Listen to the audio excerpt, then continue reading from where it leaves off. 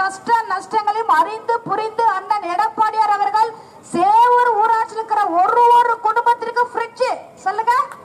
Fridge எனக்கு தான் பயமாகுது. அதை எப்படி நான் தூக்கி உங்க கையில கொடுக்க போறேன், நீங்க எப்படி அதை என் கையில வாங்க போறீங்க அப்படின்னு எனக்கே பயமா இருக்கு. அந்த மாதிரி ஒவ்வொரு குடும்பத்திற்கும் ஃப்ரிட்ஜ் வழங்கக்கூடிய ஒரு முதலமைச்சர்னா அது யாரு சொல்லுங்க? அண்ணன் எடப்பாடியார். அதே மாதிரி இந்த சேவூர் ஊராட்சியில் எத்தனையோ குடும்பங்களுக்கு சொந்த வீடுகள் இல்லாமல் இருக்கலாம்.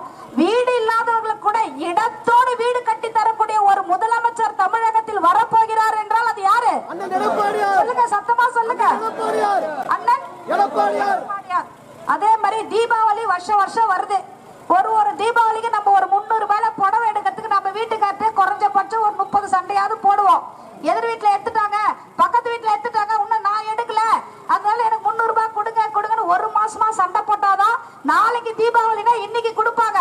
இது எங்க வீட்டுல நடக்கிற கதை. உங்க வீட்டுல அப்படிதானே இருக்கும் சொல்லுங்க?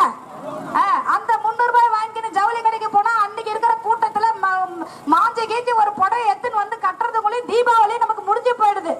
இதெல்லாம் புரிஞ்ச அண்ணன் எடப்பாடியார் ஒரு தீபாவளிக்கும் ஒரு குடும்பத்திற்கும் பட்டு சேலை பட்டு வேட்டி கொடுக்கக்கூடிய ஒரு முதலமைச்சர் தமிழகத்தில் இருக்க யாருன்னா பாத்திருக்கீங்களா சொல்லுங்க? அப்ப வர தீபாவளிக்கு நான் சேவூர்ல தான் கொண்டாட போறேன்.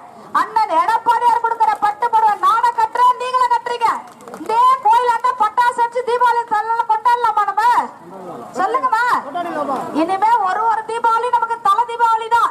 தலை தீபாவளி கூட எங்க வீட்டுல எனக்கு பட்டு புடவை கொடுக்கல.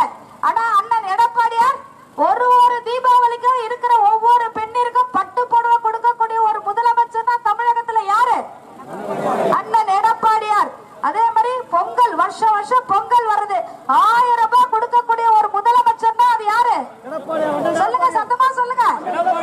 அண்ணன் எடப்பாடியார். அப்ப நம்ம வாக்களிக்க வேண்டிய சின்னம் என்ன?